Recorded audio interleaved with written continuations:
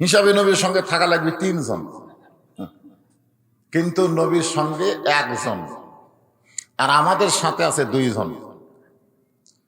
আমাদের সঙ্গে যে 2টা ফেরেশতা আছে আল্লাহ কোরআন শরীফ দিয়েই সেটা দলিল দিয়ে দিয়েছেন, কিরামান কাতিবিনা ইয়ালামুনা মা তাফআলুন। আপনি যেখানে যান, পায়খানার মধ্যে গেলেও ফেরেশতা কি তখন বাইরে থাকে নাকি? দরজা জানলা বন্ধ করে যখন অকাম করেন, বদ কাম করেন, তখন মনে হয় ফেরেশতারা বাইরে থাকে নাকি? আজকে বাংলাদেশের মুসলমান যদি বিশ্বাস করে যে ফেরেশতারা আল্লাহ দেখতেছে, ফেরেশতারা লিখতেছে, এই একটা বিশ্বাস করলে বাংলাদেশ থেকে অন্যায় অপকর্ম দূর হয়ে যাবে। আল্লাহর নবীর সঙ্গে 2 জন ফেরেশতা নাই, কারণ নবী হলেন আল্লাহর দোস্ত। আল্লাহ তাকে বলেছেন হাবিবুল্লাহ, আমার দোস্ত। জোরে কর সুবহানাল্লাহ। তার কোনো নেকি আর পাপ আছে নাকি? লেখার দরকার হবে। এই জন্য ফেরেশতা জিবরাইল বলতেছে, হুজুর জান্নাতের মধ্যে আপনি ঢুকছেন, যদি আপনি বের না হন আল্লাহ আপনাকে বাইর করে দিবে না। জান্নাতে যদি কেউ ঢোকে তাহলে আল্লাহ তাকে আর বাইর করে দিবে না। তবে একজনকে আল্লাহ বাইর করে দিয়েছে, তিনি হলেন আমাদের বাবা আদম আলাইহিস সালামকে আল্লাহ জান্নাতে ঢুকানোর পরেও আবার বাইর করে দিয়েছেন। ঠিক? আপনার বলেন তো কারণ কি? কারণ হলো আল্লাহ কোরআনে বলেছেন ফাদখুলি ফি ইবাদি ওয়াদখুলি জান্নাতি। যারা আল্লাহর গোলামি করবে, ইবাদত করবে, আল্লাহ তাদেরকে জান্নাতে ঢুকাবে। জোরে করে সুবহানাল্লাহ। না এমনি এমনি জান্নাত পাবেন? একটা বেনামাজি, একটা মুনাফিক যদি কোনো সময় বলে আল্লাহুম্মা ইন্না নাসআলুকাল জান্নাতা ওয়া নাউযু বিকা মিনান নার, এ কথা বললি আর পাপ হবে। কারণ যেই লোকটা নামাজ পড়ে না, নামাজ না পড়ার কারণে ডাইরেক্ট রাসূল বলেছে লা সালাতা লা ঈমানা, যারা নামাজ নেই তার ঈমানই নাই। ওর আবার দোয়া কি? ওই দোয়া করলে আর গুনাহগার হবে যে তুমি ফাজলামো করতেছ আল্লাহর সাথে। আস্তাইনু বিস-সাবরি ওয়াস-সালাহ, যদি তুমি চাইতে চাও, পাইতে চাও, তাহলে ধৈর্য আর নামাজের ভিতর দিয়া চাও। যার নামাজ নাই তার কিচ্ছু নাই। লা সালাতা লা দীনা, যার নামাজ নাই তার ধর্মও নাই। ওই কোন ধর্মের? হিন্দুরা তাও মন্দিরে যায়, ঠিক কিনা কম? খ্রিস্টানেরা তাও গির্জায় যায়, বৌদ্ধরা তাও প্যাগোডায় যায়, আর এই শয়তান মুসলমানের দাবি করে মসজিদে যায় না। জোরে কোন কথা? ঠিক কথা কন না? তুই কোন ধর্মের? হিন্দুদের তাও মন্দির আছে, মাঝে মধ্যে আরো নম নম করে। জোরে কোন কথা? ঠিক কিনা? এই জন্য রাসূল বলেছে লা সালাতা লা দীনা, যার নামাজ নাই তার ধর্মই নেই। আর ধর্ম একটাই, অমাইয়াবতাগি গায়রাল ইসলাম দীনান ফালাই ইউকবালা মিনহু। আল্লাহ কোরআনে ডাইরেক্ট বলে দিয়েছেন, ইসলাম ছাড়া অন্য কোন ধর্ম কেউ যদি গ্রহণ করে লা ইউকবালা মিনহু, এটা কবুল করা হবে না। এই আয়াতের মাধ্যমে আল্লাহ জানাই দিলেন গোটা পৃথিবীতে আল্লাহর ধর্ম একটাই, তার নাম কি? আর বাদ বাকি যত ধর্ম আছে এগুলো ধর্ম হলো শয়তানের। কথা কয় না? কার? আরো জোরে কান। আজকে শয়তানের ধর্মের ইহুদিরা আল্লাহর ধর্মের ইসলাম মুসলমানকে ফিলিস্তিন থেকে হটানোর জন্য, বাইতুল মুকাদ্দাস দখল নেওয়ার জন্য বহু চেষ্টা করতেছে। জোরে কোন কথা? ঠিক কি না? ফেরেশতারা মাঝে মধ্যে ওই ইহুদির উপর পাথর মারবার চায়, মাঝে মধ্যে মারবার চায়। আল্লাহ কয় মারিস না, ওই মুসলমানের মুখের দিকে তাকায় আমি এদেরকে মাফ করে দিচ্ছি। সুবহানাল্লাহ। মুসলমানের মুখের দিকে তাকায় আল্লাহ ইহুদি, খ্রিস্টান, হিন্দুদেরকে মাফ করতেছে। জানেন, এই দুনিয়াতে, আখেরাতে না। একটা বরের ওসিলায় কিন্তু বরযাত্রীর খাওয়া হয়। বর যদি না থাকে বরযাত্রীর খাওয়া হবে? বিয়ের অনুষ্ঠানে বর নাই, বরযাত্রী করে খাবার দাও। মেয়ে পক্ষ খালি খুঁজতেছে, বলে কি খোঁজো? যার জন্য অনুষ্ঠান করলাম সে কোথায়? বলে মাঝ রাস্তা থেকে পলাইয়া গেছে, সে আসি নাই। তা আমরা পলাইনি, আমরা খাবার চাই। আপনারা বলেন তো খাওয়া হবে না পিটন খাওয়া হবে? আজকে গোটা পৃথিবীতে মুসলমান হলো বরের জাত। মুসলমান আছে বলে ইহুদি খ্রিস্টানদেরকে আল্লাহ রেজেক দিচ্ছে, জোরে কোন কথা ঠিক কি না? আর ওরা সেই মুসলমান কি মারতেছে, শয়তানেরা। এই জান আল্লাহ কোরআন এটা ডাইরেক্ট কথা, এটা কোনো বক্তার পেঁচানো কথা না। অনেকে বলে হুজুর সাম্প্রদায়িক ওয়াজ করে, সাম্প্রদায়িক না, এটা আল্লাহ বলেছেন ইসলাম ছাড়া গয়রাল ইসলাম আর দিন। ইসলাম ছাড়া, গয়রা মানে কি ছাড়া, দিন হিসাবে কেউ যদি গ্রহণ করে অন্য কোনো কিছুকে, হিন্দু বৌদ্ধ খ্রিস্টান এরকম ধর্মকে, লা ইউকবালা মিনহু, আল্লাহ বলেছেন সেইটা কবুল করা হবে। এই হিসাবে এই কোরআনের মাহফিলে যারা আমরা বসে আছি, একটু মনোযোগ দিয়ে শুনবেন। ফেরেশতা জিবরাইল বললেন, ইয়া রাসূলুল্লাহ, আপনি যে জান্নাতে ঢুকছেন, আবার এইটা খুব ভালো, এটাই ঘুরতেছে। ও আরেকটা, আচ্ছা ঠিক আছে, যা আলহামদুলিল্লাহ। তো যে বলতেছে একটু কথার মধ্যে বুঝলেন, দুই কথা আসলে কি হয়, হুড়াহুড়ি হয়। দুইজন যখন একসাথে কয় সেটার নাম কি, হুড়াহুড়ি। মাঝে মধ্যে মেয়ে মানুষেরা হুড়াহুড়ি লাগে না, দেখেন না, বোঝা যায় না, কিন্তু হচ্ছে বাবা। দক্ষিণ পাড়াত লাগছে, উত্তর পাড়ার মরদ মানুষ থরথর করে কাঁপতেছে, কি রে, দুই মেয়ে মানুষ হুড়াহুড়ি লাগছে, বোঝা না গেলেও কিন্তু শব্দ শোনা যাচ্ছে। তা আপনাকে এখানে একটা ভলেন্টিয়ার থাকা দরকার। এই পর্যন্ত দুটো গেল, আমার ওয়াজ শেষ হতে হতে তো 4টা বাজবে, কয়টাতে যাবে আল্লাহ ভালো জানে। তো আপনাদের একটা ভলেন্টিয়ার ওখানে থাকা দরকার, যেটি কিছু একটা হচ্ছে রে ভাই, তোর কি বিবেক নাই? তোর বিবেকও কি কুত্তে পেশাব করে দিয়েছে নাকি?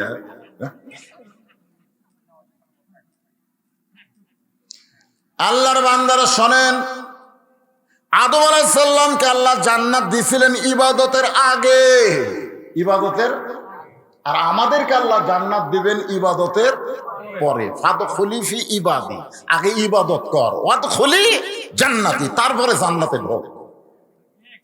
আদম আলাইহিস সালাম কি ইবাদতের পরে গেছিল না আগে গেছিল? এই জন্য আল্লাহ জান্নাতের মধ্যে একটা ইবাদত দিল। ইবাদত মানে আল্লাহর হুকুম, ওয়ালা তাকরাবা হাযিহিশ শাজারা ফাতাকুনা মিনাজ জালিমিন, ওই গাছের কাছে যাস না, ওই গাছের কাছে গেলে কিন্তু জালিম হবি। এটাই ইবাদত, এটাই হলো আল্লাহর হুকুম। আর সেই হুকুমটা না মানার কারণে তাদেরকে জান্নাত থেকে বের করে দিছে। আর আমাদেরকে যখন আল্লাহ জান্নাত দেবে তখন কি বলবে? সালামুন আলাইকুম তিবতুম ফাদখুলুহা খালিদিন। এর অর্থ হলো চিরস্থায়ী ভাবে তোমরা জান্নাতে থেকে যাও। তো জিবরাইল বললেন, হুজুর দুনিয়ার যায় কি করবেন? লাইলাতুল মেরাজের ওসিলায় যখন জান্নাতের মধ্যে ঢুকছেন, আপনি যদি বার না হন, আল্লাহ আপনাকে বার করে দিবে না। কি সুযোগ! আমাদের নবী বললেন, জিবরাইল যেই কথা একবার কইছো এইটা দ্বিতীয়বার দান কয় না। জিবরাইলই ফোন করছে, কে রে? আমি নবীর পক্ষে কথা বলতেছি, আর নবী রাগ করছে কেন? আল্লাহ নবী বললেন, জিবরাইল আমি নবী আমার জন্য নই, আমি নবী হলাম আমার উম্মতের জন্যে। আমি নবী আমার জন্য নই। আমাদের নবী কি তার নিজের জন্য না আমাদের জন্য? আল্লাহর নবীর জীবনী পড়ে দেখেন তো, 40 থেকে 63 বছর যে যখন তিনি নবুয়ত পেয়েছেন, এই 40 থেকে 63 বছর পর্যন্ত তিনি নিজের জন্য কোনো দোয়া করছেন? নিজের জন্য তিনি একটা কথাও আল্লাহকে বলে নাই। তিনি যা বলেছেন আমাদের জন্য বলেছেন, জোরে কোন সুবহানাল্লাহ। কিন্তু ফেরেশতা জিবরাইল যে কথাটা বলতেছে এটা স্বার্থবাদী কথা। আপনি যদি জান্নাত থেকে বের না হন, আল্লাহ আপনাকে জান্নাত থেকে বের করে দিবে না। এটা কি নিঃস্বার্থ কথা না স্বার্থ? নিঃস্বার্থ বোঝেন না আপনারা? জনদরদী সমাজ সেবক, গরিবের বন্ধু, সামনে নির্বাচনে আপনাদের একটা ভোট চাই। ভোট পায়া নিঃস্বার্থ কর্মী এমন ভাবে স্বার্থবান হয়ে যায়, গরিবের আর কোনো খোঁজ নাই, ওই খালি কেনাডার সমানে টাকা পাঠায়। ধরে কোন কথা ঠিক কিনা? এরকম সিটিং বাটপারি বাংলাদেশে চলবে, কিন্তু ইসলামে চলবে? আল্লাহর নবী বললেন, জিবরাইল আল্লাহ যদি আমাকে জান্নাতে থাকার জন্য ঢুকতে বলতো, আমি নবী জান্নাতে ঢুকতামই না। আল্লাহ আমাকে দেখার জন্য জান্নাতে ঢুকতে বলেছেন, আমি শুধুমাত্র জান্নাতকে দেখতেছি। আল্লাহ আমার উম্মতের জন্য কেমন সুন্দর জান্নাত বানাইছে, প্রাণ ভরে আমি দেখতেছি। আমার যে উম্মত গুলা, সেই উম্মতের জন্য আল্লাহ কেমন জান্নাত বানাইছে। জিবরাইল বললেন, হুজুর তাহলে আপনি কি জান্নাতে থাকবেন না? নবী বললেন, হ্যাঁ, আমি সেই দিনই থাকার নিয়তে জান্নাতে ঢুকবো যেদিন আমার সমস্ত উম্মতেরা জান্নাতি হবে। সুবহানাল্লাহ। আসতে বলেন কেন? এই কথার উপর একটা গানও আছে, আছেন আমার মুক্তার, আছেন আমার ব্যারিস্টার, শেষ বিচারের হাইকোর্টেতে তিনি আমায় করবেন পার, আমি পাপী রাসূল জাবিন্দা। আমরা যত পাপ করি না কেন, যত পাপ, রাসূল বলেছেন তোমরা যত পাপ করো করো, কিন্তু ঈমান নিয়ে যদি খালি মরতে পারো, তোমাদের পাপ তোমাদেরকে জান্নাত আটকাতে পারবে না। তোমাদের পাপের কোনো ক্ষমতা নাই তোমাদেরকে জান্নাত আটকাবে। ঈমান নিয়ে মরার সঙ্গে সঙ্গে আমি রাসূল তোমাদের হাত ধরে ধরে মানজাল্লাযী ইয়াশফা ইনদাহু ইল্লা বিইজনিহি, এই আয়াতের ওসিলায় আমি জান্নাতে ঢুকাই দিব। জোরে কোন সুবহানাল্লাহ। তার মানে কি, যত পাপ করেন ইচ্ছা মতো করেন, কিন্তু মরার সময় ইরে বাবারে, ওরে বাবারে, ও মারে কই অনেকে মরতেছে। জোরে কোন কথা ঠিক কিনা? মুখে কলমা উঠতেছে, ঈমানের সাথে মরা লাগবে ভাইজান। ঈমানের সঙ্গে মরতে গেলে যে বিষয়টা একান্ত জরুরি, সেই বিষয়টা হলো আজকের আলোচনা সূরা আসর। নাম কি? আসর। আমার আলোচনাও হবে আসর পর্যন্ত। আমি খুব চিন্তা ভাবনা করে আলোচনা করব, কারণ আসরের নামাজ তো আর ভেটান যাবে না। দরকার হলে আমার ওয়াজ বন্ধ হওয়া যাবে, কিন্তু নামাজ ভেটানো যাবে। সবচেয়ে গুরুত্ব দিতে হবে নামাজের, ঠিক কিনা বলেন? এই ছোট্ট মানুষের হাতে ওটা কি রে? এটাই হলো, এটাই আসর, এটাই আসর। আসর মানে সময়, সময়ের বড় কঠিন অবস্থা। ছোট বাচ্চারা কান্না থামে না দোয়া দরুদ দিয়া। আগে আমরা কিন্তু কানলে আমাদের মা দাদিরা নিয়ে যাইতো হুজুরের কাছে, হুজুর একটা ফু দেন তো, ফু দিলি কান্না থামতো। আর এখন কান্না থামায় মোবাইল দিয়া। জোরে কোন কি দিয়া? আগে ছোট বাচ্চারা ভাত না খাইলে বাপ মা চর মারত, আর এখন ভাত না খাইলে মোবাইল চালু করে দেয়, ওই গেম দেখে আর পক করে খায়। জোরে কোন কথা ঠিক কিনা? এই যে সময় কত খারাপ, এই ছোট্ট একটা বাচ্চার হাতে একটা ভিডিও মোবাইল দিয়ে দিয়েছে। আপনি জানেন এই বড় হলে কি মাল হবে? আজকে বুঝবার পারতেছেন না ভাই। এই জন্য আল্লাহ তাআলা সময়ের কসম করেছে, জানেন? আমি যখন প্রথম মাদল বাড়ি এসেছিলাম তখন এইরকম বুড়া ছিলাম না। আজকে সময় আমাকে কোথায় নিয়ে গেছে। আজকে সকালের সূর্য, দুপুরের সূর্য, বিকালের সূর্য, একই সূর্য, কিন্তু একই তাপ না। সকালবেলার সূর্য হলো শৈশবকাল, দুপুরের সূর্য হলো যৌবনকাল, বিকালের সূর্য হলো বুড়াকাল। ধরে কোন কথা ঠিক কিনা? এই জন্য আব্দুল আলিম এই আসরের উপরে একটা গান গাইছে, মিশে মায়ায় বন্দি থাইকা করলাম কত খেলা, পশ্চিমে তাকিয়া দেখো তোমার ডুইবা যাবে বেলা, এক পলকের নাই ভরসা, এক পলকের নাই ভরসা, মিশে সকল আশা, কখন বুঝি ভূমিকম্পে ভাঙবে তোমার বাসা। জোরে কারণ কথা ঠিক। 5 তলায় উঠে 1.5 লাখ টাকার খাট আর 12,000 টাকার কম্বল, মাঘ মাসে 9টার সময় গায়ে দিয়ে কয় আমার বাসা, আমার ঘর, আমার নামাইকে। 2 কান্দের ফেরেশতাকে আল্লাহ শয়তান কি কইয়া ঘুমালো, এক নামানোর কেউ নাই। এর কান্দর তো আমরা থাকবো না, কারণ কি কইল তো আমার বাড়ি, আমার ঘর, আমাকে নামায় কেউ। আর কান্দর থেকে আমরা কি করবো? আল্লাহ কয় থাক, একটু ধৈর্য ধর, দেখ কি হয়। রাত 3টার সময় একটু সামান্য ভূমিকম্প, ওই এত ফোর্সে নামছে ভাই, আর লুঙ্গি আছে কম্বলের মধ্যে, ওইটাও পরার সময় নেই। ফেরেশতাকে আল্লাহ নামাইলা, তাই বলে ন্যাংটা করে নামালা। আল্লাহ কয় যারা নামতে চায় না, জনগণ নামাবার পারে না, আল্লাহ তাদেরকে নামাবে ঠিকই, তবে কাপড় পরে নামাবে না, ন্যাংটা করে নামাবে। ধরে কোন কথা ঠিক কিনা? একটু ধৈর্য ধরেন। ইন্নাল্লাহা মা'আস সাবিরিন, ধৈর্যশীলদের সঙ্গে কে আছে? আল্লাহ। একটু ধরেন, দেখেন। ফেরাউন তো মনে করছিল যে আমার উপর কেউ নাই, আল্লাহ কাছে সাগরতায়। মুসার সাঁতার আছে, তোর সাঁতার নাই। জোরে কোন কথা ঠিক? তোর চুবড়ে মারমো রে, জাগা মতো মার হবি। জোরে কোন কথা ঠিক? জাগা লাগবে না। মুসা খালি সমানে দৌড়াই। ফেরাউন কয় দেখ দেখ আমার ভাই দৌড়াই। মুসা কয় আল্লাহ কি কয়, তোমার হুকুমে আমি দৌড়াই। আর ফেরাউনের গ্রুপ কয় ওর ভয় নাকি আমি দৌড়াই। আল্লাহ কয় যা, জাগা মতো মার হবি, যা মার হবি, সাউল হবি না। জোরে কোন কথা ঠিক কিনা? আল্লাহর মায়ের আছে না নাই? একটু বিশ্বাস করতে হবে। এই জন্য আলোচনা হচ্ছে সূরা আসর। ইন্নাল ইনসানা লাফি খুসর, ইন্না মানে নিশ্চয়, ইনসান মানে মানুষ, লাফি মানে ভিতরে, খুসরুন মানে ক্ষতি। নিশ্চয়ই মানুষগুলো ক্ষতির ভিতরে। এ কথা কার? আদর করে মানুষ আল্লাহ বানায়া কেমনে দিবেন ক্ষতির মধ্যে ফেলিয়া। কি সুন্দর গান। আল্লাহ আদমকে তৈরি করে বললেন ফেরেশতারা সেজদা কর, উসজুদু লিআদামা, উসজুদু লিআদামা, আদমকে সেজদা কর।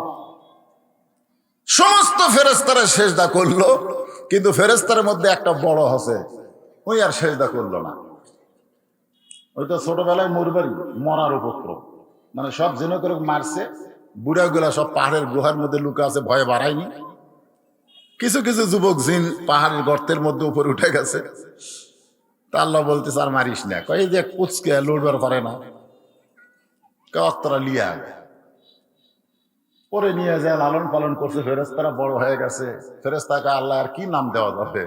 আল্লাহ কয় জিবরাইল, ইসরাফিল, মেকাইল, আজরাইল, যা ওর নাম থুলাম আজাজিল।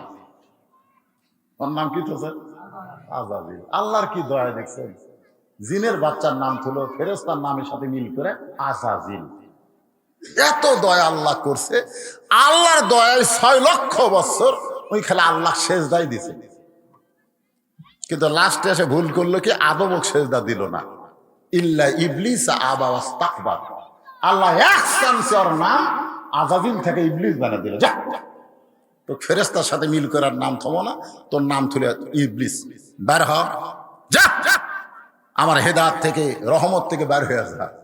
ইবলিস যাচ্ছে আর বলতেছে আল্লাহ একটা প্রশ্ন করার ইচ্ছা হয়। বলে কি প্রশ্ন? বলে আপনি বড় না আদম বড়? আল্লাহ এটা তোর একটা প্রশ্ন হলো, কার সাথে কার তুলনা? এরকম প্রশ্ন করার কারণ কি? বলে আপনার 6 লক্ষ বছর সেজদা করলাম, আর আদমরে একটা সেজদা করলাম না। আপনি এত খেপে গেলেন, আমাকে বের করে দিচ্ছেন, তাহলে আপনাকে 6 লক্ষ বছর যে করলাম তার দাম কোথায়? আল্লাহ ডাকতে বলে ইবলিস শোন, আমি আল্লাহ আদমকে এত ভালোবাসি, আমার চাইতেও অনেক বেশি। আমি আল্লাহ আদমকে এত ভালোবাসি যে আমার চাইতেও অনেক বেশি। তাহলে আল্লাহ আমাদেরকে ভালোবাসে আল্লাহর চাইতেও বেশি, নিজের চাইতেও আল্লাহ আদমকে এত ভালোবাসে যে এক সেজদা না দেওয়ার কারণে তোর 6 লক্ষ বছরের সেজদা আমি বাতিল করেছি।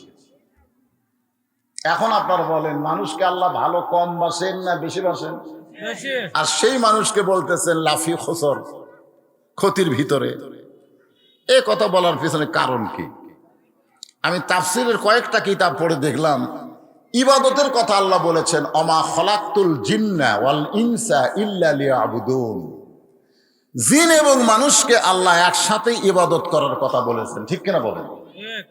কিন্তু এখানে ক্ষতির কথা বলার সময় আল্লাহ বলার দরকার ছিল ওই আয়াত অনুযায়ী ইন্নাল জিন্না ওয়াল ইনসানা লাফি খুসর, নিশ্চয় জিন এবং মানুষ ক্ষতির ভিতরে। কিন্তু আল্লাহ জিনকে বাদ দিলেন কেন? ইবাদতের সময় আল্লাহ মানুষ আর জিনকে একত্র করলেন, আর ক্ষতির কথা বলার সময় আল্লাহ জিনকে বাদ দিলেন। কারণ কি? কারণ হলো জিনের চাইতে মানুষকে আল্লাহ বেশি ভালোবাসে, আর যে যাকে বেশি ভালোবাসে তার লাভের চাইতে ক্ষতির কথা বেশি স্মরণ করে দেয়। জোরে কোন কথা ঠিক কিনা? ছেলে আপনাকে বেয়াল ঘরে বাজারে দোকান করে দিছে, সারাদিন দোকানদারি করে সন্ধ্যার সময় বাড়িতে আসলে বাপ কয়, দোকান তো দিলি তো লাভ হবে, এই দোকান তো দিলি তো লাভ হবে। বেটা কয়, এটা একটা বাঘের কথা কেন? আমি দোকান দিছি লাভের আশায়, আব্বা লাভ হবে না কেন? বাপ বলতেছে, বর্তমান যে সময় চলতেছে এই সময়ে তো দোকানদারি করা লাভ হবে না, লস হবে। আল্লাহ যেরকম বলতেছে মানুষ ক্ষতির ভিতরে, বাপও বলতেছে তুই দোকানদারি করে তুই ক্ষতির মধ্যে। কারণ বাকি লিবি টাকা দিবি না, টাকা ছাড়ি দোকান তুলে দিবি। এখন কথা ঠিক কিনা? বর্তমান যে সময় চলতেছে এটা ফেরাউনের সময় চলতো। এক দোকানদারের কাছ থেকে ফেরাউনের বাবুর্চি খাতে খাতে খাতে খাতে দোকান শেষ। দোকানদার টাকা চালি, বাবুর্চি কয়, হাঁক চিনিস, আমি ফেরাউনের লোক। এক কথা বললে লাগতে দিয়ে তো তুলে দেবো রে। দোকানদার রাস্তায় বসে কান দিচ্ছে, দোকানত মাল নাই, বসে থেকে লাভ কি? রাস্তায় বসে কান দি, তাও যদি কেউ ভিক্ষা দেয়। তো মুসা আলাইহিস সালাম এসে বলে, কে রে, তুমি না দোকানের মানুষ, রাস্তাত কেন? কই ফেরাউনের বাবুর্চি বাকি খাতে খাতে সব শেষ, টাকা চালিয়ে তুলে দিবার চাই, এই জন্য ভাই রাস্তায় বসে আছে। মুসা বলতেছে, বাবুর্চি কোথায়? ও যে যাচ্ছে, দেখতেছেন না, হাতির মতন বাকি খায় অর্ধা শরীর হসে। মুসা সামনে দেয়া বলতেছে, টাকা দে, এই টাকা দে। ফেরাউনের বাবুর্চি চুম করছে, কে রে? ফেরাউনের যুগে এইরকম সাহস করে কথা বলার বরদ কে রে? তো বলতে, তুই যে আমারে গরম দেখাচ্ছিস, টাকা দে, তুই আমাকে চিনিস, আমি ফেরাউনের লোক। মুসা বলতে, তুই আমাকে চিনিস, আমি আল্লাহর লোক। তুই ফেরাউনের দল করিস আর আমি আল্লাহর দল করি, কার শক্তি বেশি দেখ। 100 বিসমিল্লাহ কয়ে 100 মারছে আল্লাহ। আমার সাথে তুমি থাকলে বিসমিল্লাহ কয়ে মারিয়া দিতে চল, 100ই বাবুর্চি মরা সারা। আজকে বাংলাদেশে ফেরাউনের দল ভরে গেছে, কিন্তু মুসার দল নাই। কোনো কথা ঠিক না? যার কারণে তুই যে দোকান দিলি তোর লাভ হবে।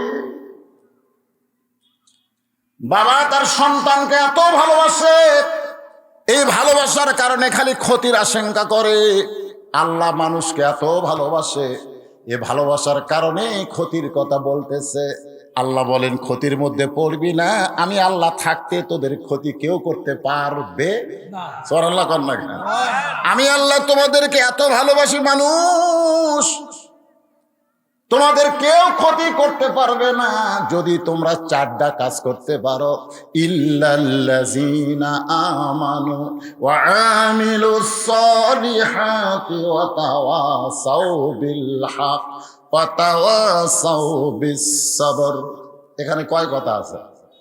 4টা কথা। 1 নম্বর হলো ঈমান। এই যে সভাপতি সাহেব যে কইল যে ঈমান আমল যদি কমও হয়, আর আমি বলছি ঈমান যদি ঠিক থাকে তুমি যতই পাপ করো তারপরেও রাসূল তোমাকে জান্নাতে নিয়ে যাবে। জোরে কোন কথা ঠিক কি না? আর সভাপতি তাও বলছে যে কিছু আমল যদি কমও হয়, কিন্তু কি ঠিক হওয়া লাগবে? ঈমান ঠিক। জোরে কোন কি ঠিক? ঈমান ঠিক। আচ্ছা, যে ঈমান ঠিক থাকলে সব ঠিক, সেই ঈমানটা কি? সাহাবীরা বললেন, ইয়া রাসূলুল্লাহ, এই ঈমান সম্পর্কে আমরা জানতে চাই। আল্লাহ রাসূল বললেন, ইকরার বিল লিসান, জবানে বলতে হবে লা ইলাহা ইল্লাল্লাহ। শুধু জবানে বললে হবে না, তাসদিক বিল জানান। তাসদিক বিল জানান এটা কার মধ্যে ঢুকান লাগবে? কলিজার মধ্যে ঢুকান লাগবে। যত বাধা বিপত্তি আসুক না কেন, মুখের ঈমান চলে যাবে, কিন্তু কলিজার ঈমান যাবে না। আমাকে এলাকায় যুদ্ধের সময় অনেক হিন্দুরা মুখে মুখে ঈমান গ্রহণ করছিল, লা ইলাহা ইল্লাল্লাহ, লা ইলাহা ইল্লাল্লাহ, লা ইলাহা ইল্লাল্লাহ। কেন করছে? যে আর্মি, ওই পাকিস্তান আর্মি করে দেখলি ওকে জিকির বেড়া যেত। আর্মিরা বলতো বিলকুল ঠিক হয় ঠিক হয়।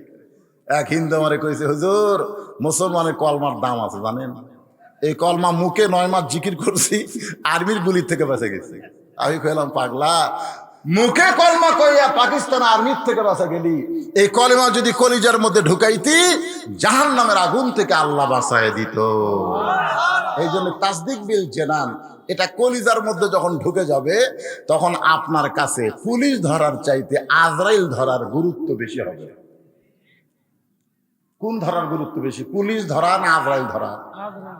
আমার বউ আমাকে বহুদিন ভয় দেখাইছে যে আপনি যে এইরকম ওয়াজ করেন, অ্যাঙ্গেলে মারেন বাঁশ, যদি পুলিশ ধরে, পুলিশ একদিক দিয়ে আসবে আর একদিক দিয়ে পলা মরে, আর যদি ধরে যেভাবে হোক ছাড়ার একটা ব্যবস্থা আছে, ধরে কোন আছে না নাই? বউ কয় তাহলে আপনি কোন ধরা নিয়ে চিন্তা করেন? আমি বললাম দোয়া কর আজরাইল ধরার আগে যেন ইমান নিয়ে ধরা দিবার পারি। টাকা পয়সা লয়, কি লাগবে কোন জোরে খান, কি লাগবে?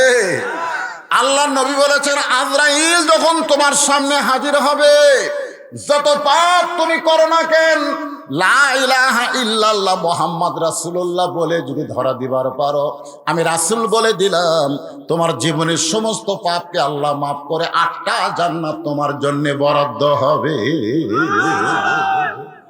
এরা কি কখন বাড়াবে? যখন এটা ভিতরে থাকবে। আপনারা বলেন তো, ছায়ের বস্তা আর ধানের বস্তা দুটো যদি পরিষ্কার করে মুখ বান্ধা থোয়া হয়, দূরে থেকে আপনাকে বলা হচ্ছে ভাই ওই দুটা কি, কই দুটাই তো বস্তা দেখা যায়, কিন্তু কার মধ্যে কি আছে এটা মুখ না খুললে বোঝা যাবে?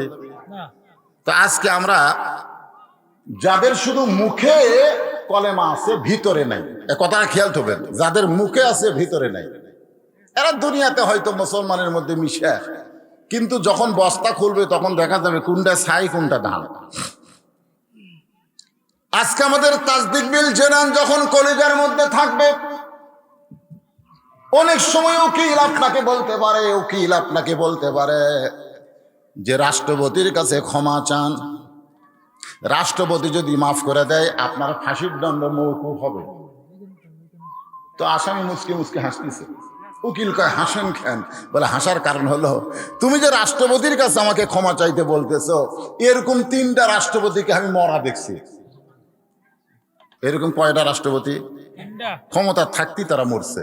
বঙ্গবন্ধু শেখ মুজিবুর রহমান, জিয়াউর রহমান, জিল্লুর রহমান, যারা নিজেরাই মরে যায়, তাদের কাছে তাসদিক বিল জেনান যাদের ঈমান করে যায় তারা মরে যাবে, কিন্তু রাষ্ট্রপতির কাছে জীবন ভিক্ষা চাবে। এটাই হলো তাসদিক বিল জেনান, কলিজার মধ্যে ঈমান। দরকার হলে হকের পক্ষে তারা মারা যাবে, কিন্তু বাতিলের সঙ্গে তারা আপোষ করবে। ফিলিস্তিন মুসলমানকে ইসরায়েল কি বলতেছে? আমাদের দাবিটা মেনে নে, আমরা তোদেরকে জামায় আদরে খাওয়াবো। ফিলিস্তিন মুসলমান বলতেছে দরকার হলে জীবন দিব, কিন্তু ঈমান দিব না। 2টা সন্তান, একটা 8 বছর, একটা 9 বছরের। বাপ তো কয়েকদিন আগে মারা গেছে বাইতুল মুকাদ্দাসের ভিতরে। এখন মা দেখতেছে আমার এই 2 সন্তান কলিজার টুকরা, আর বাপের পথে এদেরকে পাঠান লাগবে, ওর বাপ যে পথে গেছে ওদেরকে ওই পথেই পাঠান লাগবে। সুবহানাল্লাহ। দেখেন মাও কাক কয়, 2 বাচ্চার হাতে 2টা পাথর দিছে, পাথর দেখে যাত ওই ইহুদির বাচ্চাগুলো শরীর লক্ষ্য করে মারবি বিসমিল্লাহ কইয়া। একটা 8 বছর 9 বছর 2জন পাথর লেতে মারছে ভাই, কিন্তু পাথর তো ইহুদির গাওয়াত লাগেনি। ওদের মানবতা বলে কোনো জিনিস নাই।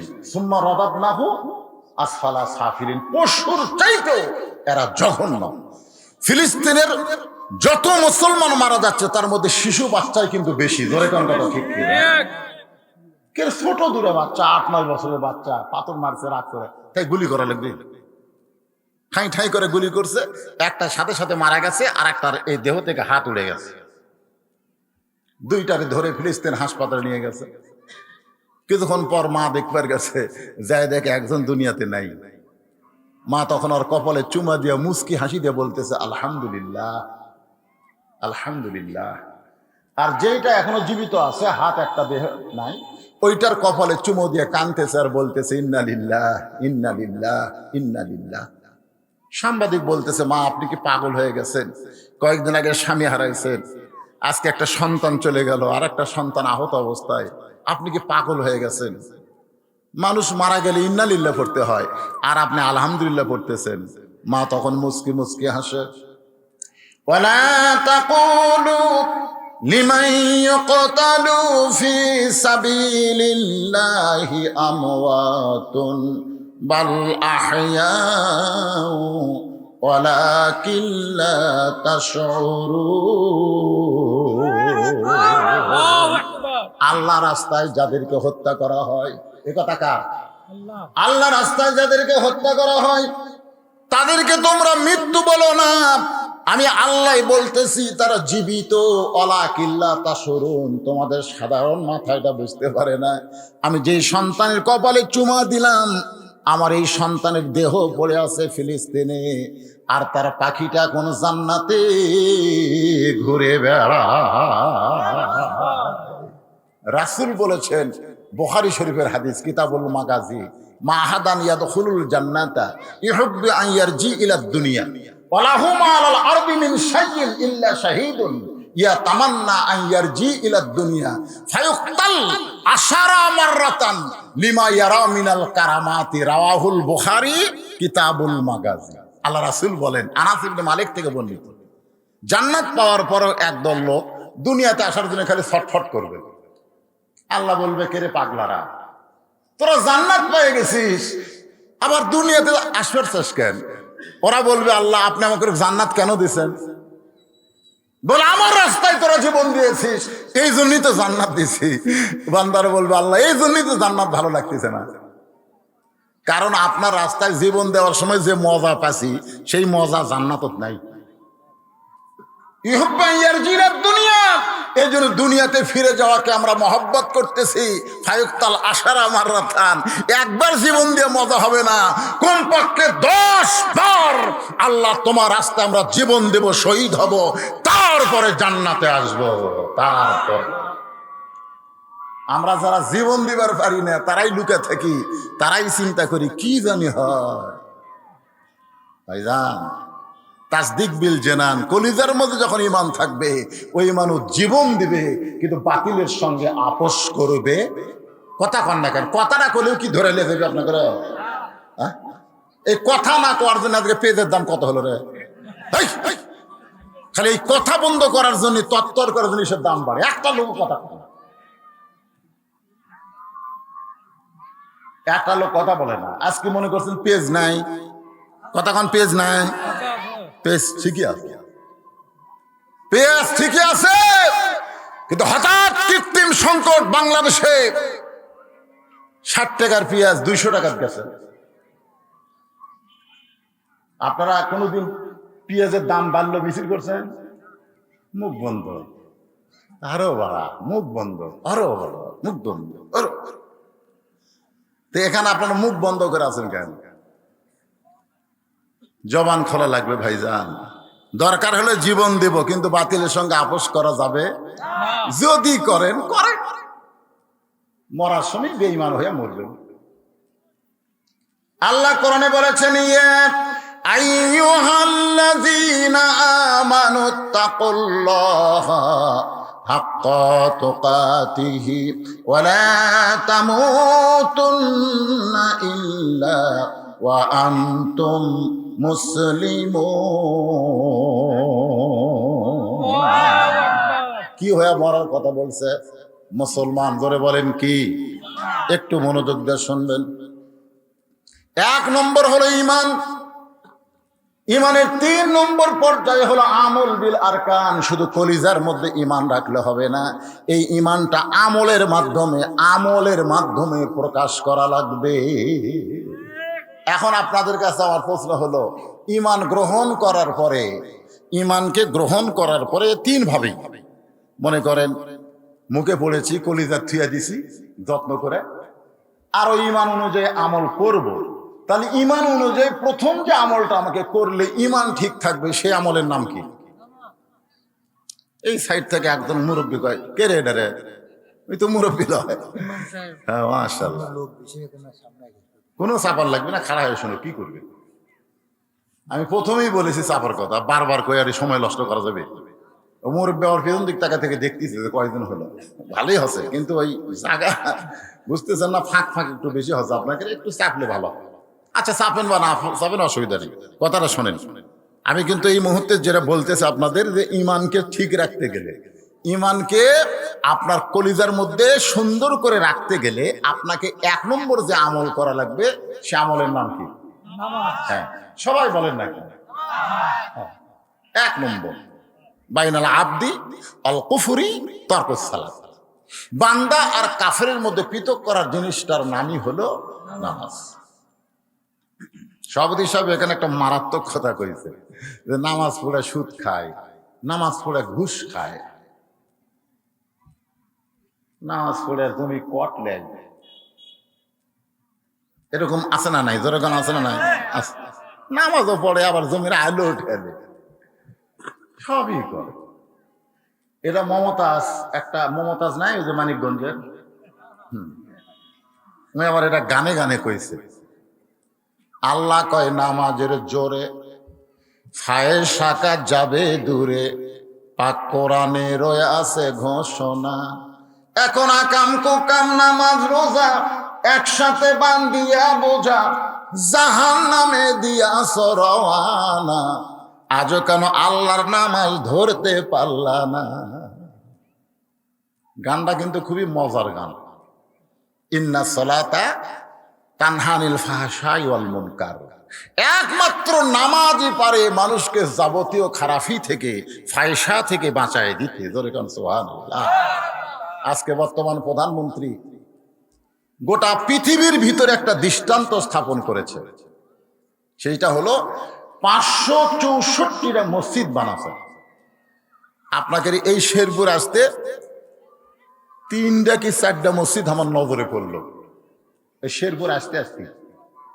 আপনাকে শেরপুর একটা বললো, সাধারণপুর একটা বললো, আমাকে কাহালুতে একটা, ভালোই তো, কি মজার মসজিদ রে, কলজা জুড়া তাই ভাই।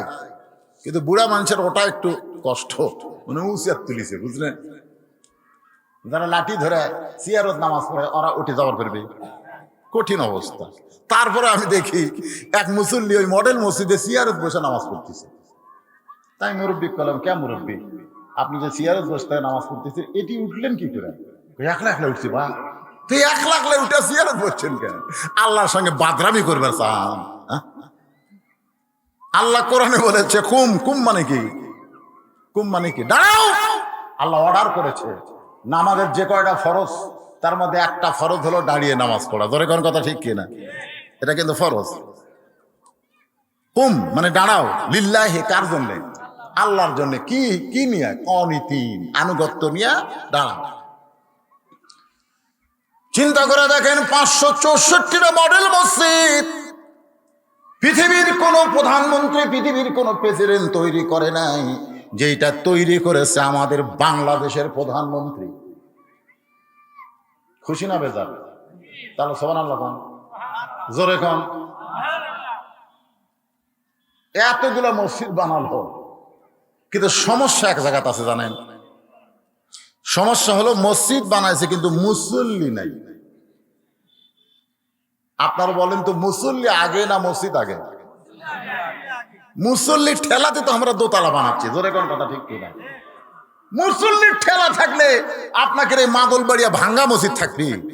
এই ভাই রে, আমি পায়খানা করি, সেটার যেন পানি না পড়ে, তার জন্য আমি ছাদ দিছি রে। আর যেই ঘর আমি নামাজ পড়বো সেই ঘরের ছাদ হবি না? কথা কান হবি কি হবি না? মুসল্লির ঠেলায় মসজিদ দোতলা, 3 তলা, 4 তলা, টাইস, আয়না ফায়না, মুসল্লির ঠেলায়। তো মসজিদ বানাচ্ছে 564টা, ঠিক আছে, কিন্তু মুসল্লি হয় না কেন? এই জন্য আল্লাহ কোরআনে, শোনেন, আল্লাহ কোরআনে বলেছেন, আল্লাযীনা ইম্মাক্কান্নাহুম ফিল আরদ, জমিনের মধ্যে কাউকে যখন প্রধানমন্ত্রী বানানো হবে, সে যদি মুসলমান দাবি করে, তার 1 নম্বর দায়িত্ব হলো 564 মসজিদ বানান না। 1 নম্বর দায়িত্ব পর্দা সেতু নির্মাণ করা না। 1 নম্বর দায়িত্ব বাল্য বিয়ে বন্ধ করা না। 1 নম্বর দায়িত্ব মাদক মুক্ত সমাজ গড়া না। এগুলা সবই দায়িত্ব হলো 1 নম্বর না। 1 নম্বর দায়িত্ব হলো আকামুস সালাত, নামাজ কায়েম করা। ধরে কোন কথা ঠিক? প্রধানমন্ত্রী মসজিদ বানানোর সাথে সাথে যদি আইন করতো, যে হুজুর গুলাক না ধরে, এই মৌলানা গুলাক না ধরে যারা শয়তানি করতেছে রাস্তাতে আজান দেওয়ার পর ওরকে পাশার উপর 10টা করে বাড়ি বাড়ে, পাশার উপর কাপড় খুলে বাড়ি হবি, কাপড়ের উপর মারলে পিছলা যাবি কয়টা করে। মসজিদে আজান হয়েছে ওর রাস্তা ধরে কেন তোমার পুলিশ গুলা খালি হুজুর ধরবি আর শয়তানক ধরবি না, ঘুরে বেড়াবি। পাঁচার উপর 10টা করে বাড়ির আইন যদি সরকার করতো, একটা মডেল মসজিদ ফাঁকা থাকতো না, বাংলাদেশের কোনো মসজিদ ফাঁকা থাকতো না, মসজিদ উন্নয়নের জন্য টাকা তোলা লাগতো না, এমনি গড়ে গড়ে পাড়ায় পাড়ায় মসজিদ তৈরি হতো। জোরে কোনো কথা ঠিক কিনা? নামাজই নাই মসজিদ, মসজিদ ঢুকে দেখি গোটা মসজিদ ধুলে, তাই ছিল তার ধুলে বেশি হয় লোক দিয়ে। কে রে ভাই মুয়াজ্জিন, এক জায়গায় খালি পরিষ্কার, গোটা মসজিদ ধুলে কাজান দিয়ে একামত দেয়, কেউ আসে না, খামাকা ঝাড় দিয়ে লাভ কি হুজুর? গামছার 2 বাড়ি মারি আল্লাহ আকবার কয়ে নামাজ পড়ে। আমি বললাম তাহলে কেউ আসে না, এত সুন্দর মসজিদ, আসে হুজুর জুম্মার দিন। গোটাল মসজিদ ভরা যায় হুজুর। মসজিদ কমিটি চিন্তা করতেছে যে আর একতলা করবে। সুবহানাল্লাহ। কোন দিন? জুমার নামাজ পড়ে, 5 ওয়াক্ত পড়ে না। লা তাকনাতু মির রাহমাতিল্লাহ, এই আয়াতের দিকে খেয়াল করে আমি বলতেছি, আল্লাহ হয়তো হাসরের ময়দানে অত্যন্ত দয়াশীল হয়ে বলল, যারা 5 ওয়াক্ত পড়েনি খালি জুম্মার নামাজ পড়ছো, আমি আল্লাহ তার জান্নাত দিলাম। আল্লাহ যদি দেয় আমাকে আটকানোর বুদ্ধি আছে, কিন্তু আমাকে মন বড় খারাপ হবে যে শীতের দিন ফজর নামাজ পড়ার কি খেলা রে, ল্যাপক লাগতি মেরে তোষক লাগতি মেরে আমরা ঠান্ডা পানি দিয়ে উজু করে নামাজ পড়ানো রে, নামাজ পড়াছি, নামাজ পড়িছি, আর আমাকে কথাই নাই। আল্লাহ জুম্মা পার্টিকে জান্নাত দিল, আল্লাহ যদি দেয় আমাকে করার কিছু আছে, ওটা হরতাল করা যাবে। জুম্মা পার্টিরা আমাকে দিকে তাকাবে আর করে, দেখ বসা থাক, আগে আমাকে রে, আরে এক দৌড়ে জান্নাতের কাছে যাবে, কি খুশিও, আল্লাহ জান্নাত দিছে, যায় দেখবে বিশাল একটা তালা। তোকে আল্লাহ জান্নাত তো দিলেন, কিন্তু জান্নাতের দরজার যে তালা, আল্লাহকে খুঁজে দেখ চাবি আছে, দেখ ভালো করে খোঁজ। তখন পকেট টকেট হাতে দেখবি একটা চাবি আছে, আলহামদুলিল্লাহ চাবি আছে রে। এবার চাবি তালার মধ্যে ঢুকবি ঠিকই, কিন্তু ঘুরবি না, তালার মধ্যে ঘোরা লাগবে না, কিন্তু ঢুকছে ঘরে না। আল্লাহ চাবিটা ঢুকলো ঠিকই ঘরে না কেন? আল্লাহ বলে দেখ তো তালার মধ্যে 5টা দাগ আছে, বোকা তোর চাবির মধ্যেও 5টা দাগ থাকা লাগবে। তোর চাবিটার মধ্যে কি 5টা দাগ আছে? না আল্লাহ আমার চাবি তো তেল তেলা, দাগ নাই। এই 5টা কিসের দাগ?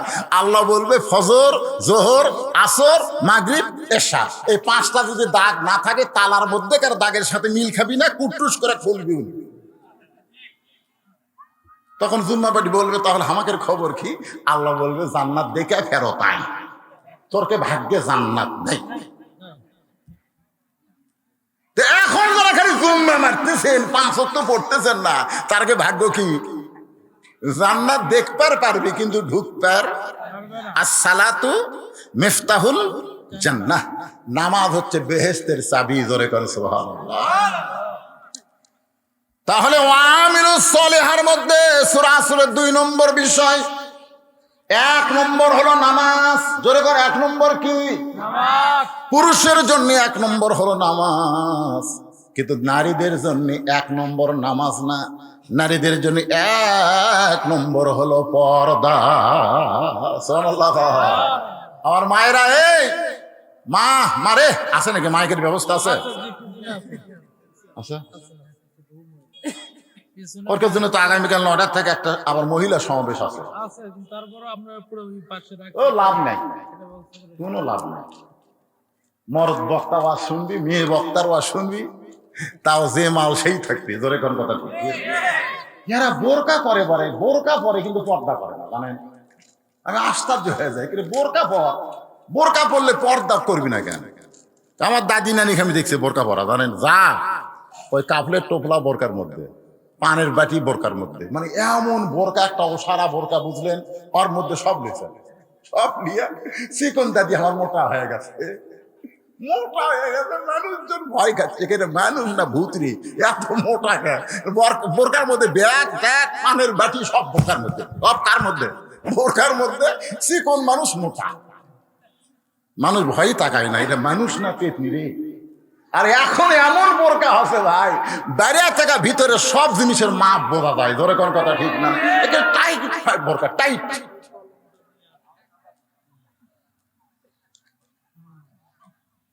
কি রে চশমা রাখি, কি খবর?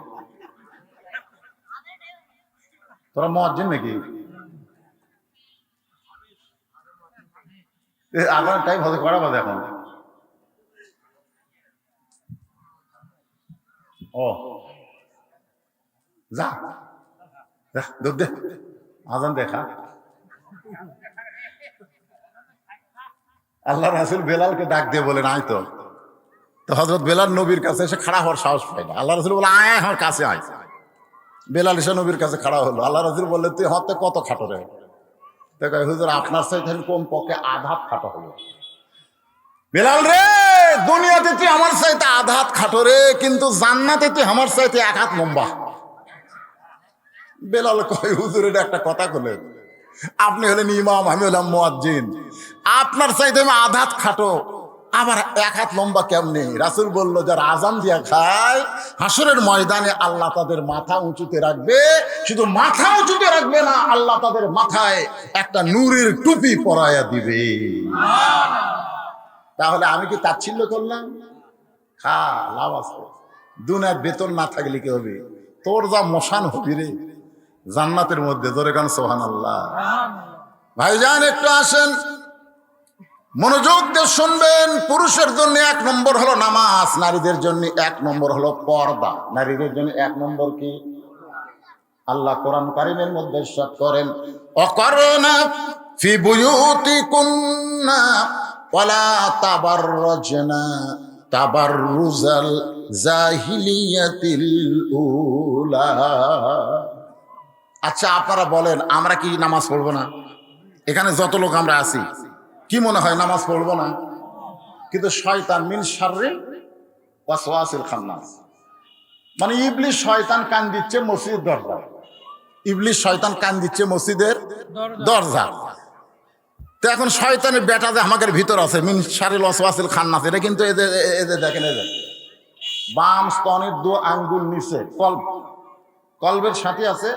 এটা আপনারা খেয়াল করবেন। কলব, রুহু, সের, খফি, আকফা, নফস। নফস মিন শাররিল ওয়াসওয়াসিল খান্নাস, এই নফসের মধ্যে ওই বসে আছে।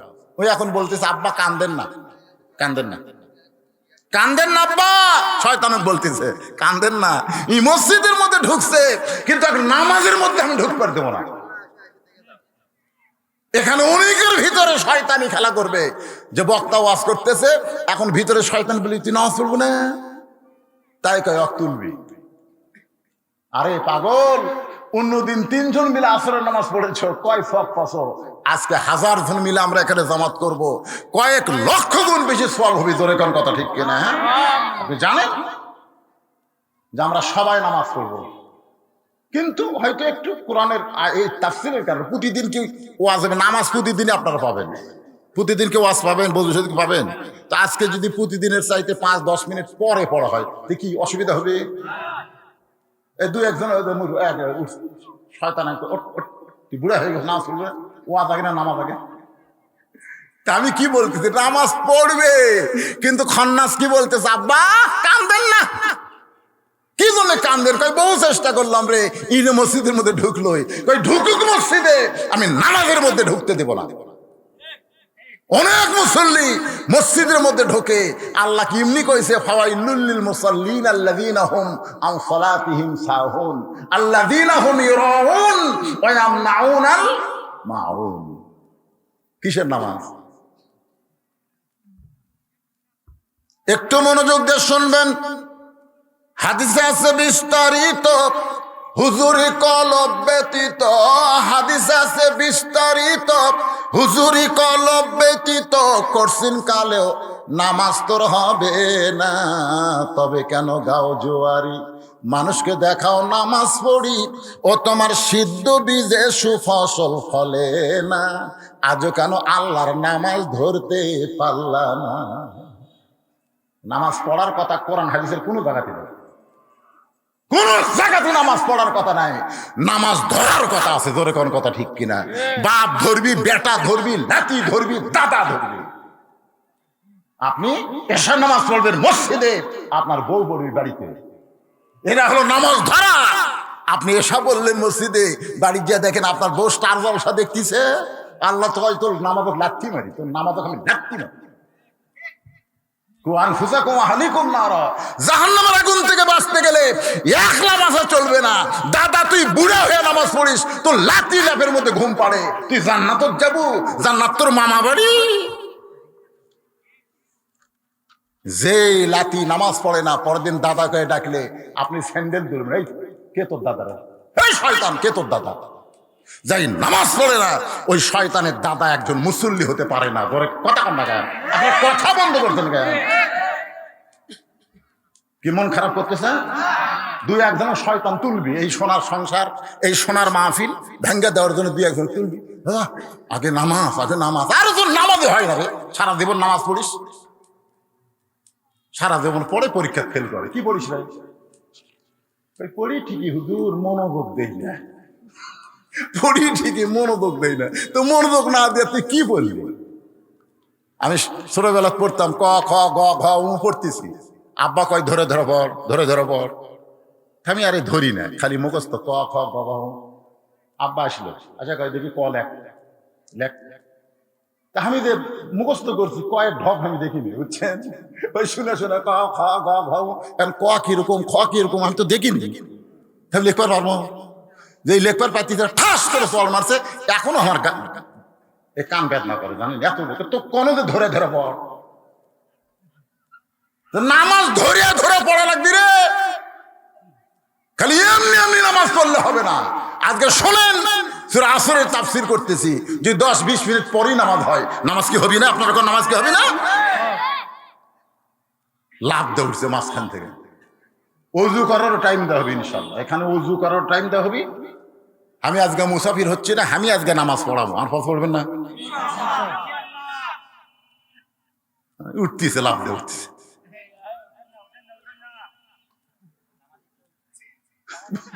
আমার ওয়াদত থাকে কেউ উঠলে তার মেজাজ খারাপ হয়, আমি নিজে উঠতেছি না, তুমি লাভ দাও টাকা।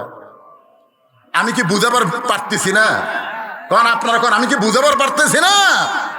যে ধরনের বুঝার দরকার, ফিকহ বলেন, ইজমা বলেন, কিয়াস বলেন, হাদিস বলেন, কোরআন বলেন, আমি সব দিক দিয়ে আপনাদেরকে বোঝানোর চেষ্টা করতেছি। এখন পুরুষের জন্য 1 নম্বর হলো নামাজ, নারীদের জন্য 1 নম্বর হলো পর্দা। বেপর্দা নারী সোনার সংসার নষ্ট করে দেয়। জোরে কোন কথা ঠিক কিনা? সোনার সংসার নষ্ট করে দেয় বেপর্দা নারী। বেপর্দা নারীর হাতে কোনো বরকত নাই। একটা পর্দা নিশি বইয়ের হাতে সিলভার মাথা না দেন, সিলভার। ওই বিসমিল্লাহ কয়ে পাক করবি, বিসমিল্লাহ কয়ে তরকারি করবি, বিসমিল্লাহ কয়ে আগুন ধরবি, বিসমিল্লাহ কয়ে সব কিছু করে স্বামীর সামনে যখন দিবি, স্বামী আবার দোয়া পড়তেছে, আল্লাহুম্মা বারিক লানা ফিমা রাযাকতানা ওয়া কিনা আযাবান নার। বউ কয় বিসমিল্লাহ কয়ে খাও, বিসমিল্লাহ কয়ে সিলভার লিয়া দাও, লোক হাত দিতে কি রে, এই ইলিশটা আমি কিনিনি রে। আল্লাহ কয় এত বিসমিল্লাহ করলে সিলভার থাকে? আর বেপর্দা কিনা দিছে 1500 টাকা কেজি ইলিশ। বেপর্দা বউ ওই খালি করছে, পারবো তোরা, আমার স্বামী কামাই করে, ইলিশ কিনছে। ওই কোনো দোয়া নেই, দরুদ নেই, ইলিশের তরকারি পাক করে মুখে এত টাকাতে ইলিশ কিনলাম, কোনো স্বাদ নেই। আরে শয়তান, তোর বইয়ের পর্দা নেই, কারণ ইলিশ থাকে পর্দার মধ্যে। পর্দার মধ্যে কুটিছে বেপর্দা বউ, যা খাপ দিবে সেটাই ধ্বংস। আপনার বাড়িতে যদি আপনি বরকত নিতে চান, তাহলে সর্বোত্তম আপনার অধীনে যে মেয়েরা আছে তাদেরকে পর্দার মধ্যে রাখতে হবে। এই দায়িত্ব আল্লাহ প্রত্যেকটা অভিভাবককে দিয়েছে। জোরে কার কথা ঠিক কিনা? আল্লাহ রাসূল বলেছেন, আদ-দায়ুস লা ইয়াদখুলুল জান্নাত, দায়ুস কোনদিন জান্নাতে যাবে না। সাহাবেরা বললেন, দায়ুস কোন নারী? রাসূল বলেন, দায়ুস কোন নারী না, দায়ুস হলো ওই সকল পুরুষ মানুষ যাদের অধীনে নারীরা পর্দা করে না। তাহলে আমার অধীনে আমার বউ আছে না নাই? আমার যুবতী মেয়ে আছে না নাই? এগুলো মেয়ে আমার বউ, আমার অধীনে। বাপ যদি মারা যায়, তাহলে বোনটাও কিন্তু আমার অধীনে যতদিন বিবাহ না হবে। আপনাকে খেয়াল করতে হবে পর্দার প্রতি। নারীরা যদি পর্দার মধ্যে থাকে, হযরত আলী একদিন ফাতেমার ঘরের দরজা খুলেছে, ফাতেমার ঘরের দরজা খুলেছে, তাকায় দেখে ফাতেমা বাম হাতে জাতা ঘুরায় আর ডান হাতে আল্লাহর কোরআন তেলাওয়াত করতেছে, জোরে কোন সুবহানাল্লাহ। বাম হাতে কি করতেছে? জাতা ঘুরাই, আর ডান হাতে আল্লাহর কোরআন তেলাওয়াত করে। হযরত আলী বলে, মাবুদ, আমার ঘরে খাট নাই, পালং নাই, টাকা নাই, পয়সা নাই, কিন্তু আমার ঘরে যেন একটা জান্নাত আছে। আল্লাহ গো, ফাতেমার মতন সুন্দরী কোনো মেয়ে নাই, ফাতেমার মতন সুন্দরী কারো বউ নাই, কিন্তু আমার সেই ফাতেমার ঘরে এত শান্তি। রব্বানা পড়েন, রব্বানা আতিনা ফিদ দুনিয়া হাসানাতাও ওয়া ফিল আখিরাতি হাসানা ওয়া কিনা আযাবান্নার। সঙ্গে সঙ্গে ফাতেমা জাতা কোরআন বন্ধ করছে, কোরআন তেলাওয়াত বন্ধ করছে, দৌড়ে এসে বুড়া আঙ্গুলে ভরা দিয়া স্বামীর কপালে একটা চুমা খায়। সুবহানাল্লাহ। আলী বলে, ফাতেমা কোরআন শরীফ পড়তেছে, জাতা ঘুরাচ্ছে, আর আমি আয়াত পড়ার সাথে সাথে তুমি সব বন্ধ করে দিলে কেন? ফাতেমা বলে, স্বামী আপনি জানেন না, আল্লাহ রাসূল আমার বাবা কইছে, স্বামীরা যখন ঘরে আসবে তখন বিবিদের 1 নম্বর কাজ হলো সমস্ত কাজ বন্ধ। বিবিদের 1 নম্বর কাজ কি?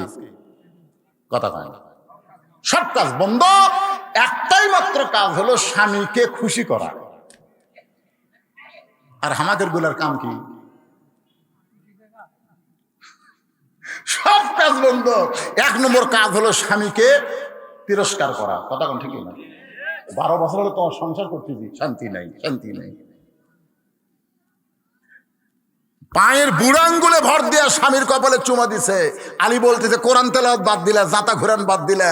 ফাতেমা বলতেছে, শুধু কোরআন তেলাওয়াত জাতা ঘুরান নয়, রাসূল বলেছেন আল্লাহর পরে কাউকে যদি সেজদা করার হুকুম থাকতো, ফাতেমা আমি তোমাকে বলতাম আলীর পায়ে সেজদা কর, কিন্তু আল্লাহ ছাড়া কাউকে সেজদা করা যাবে না।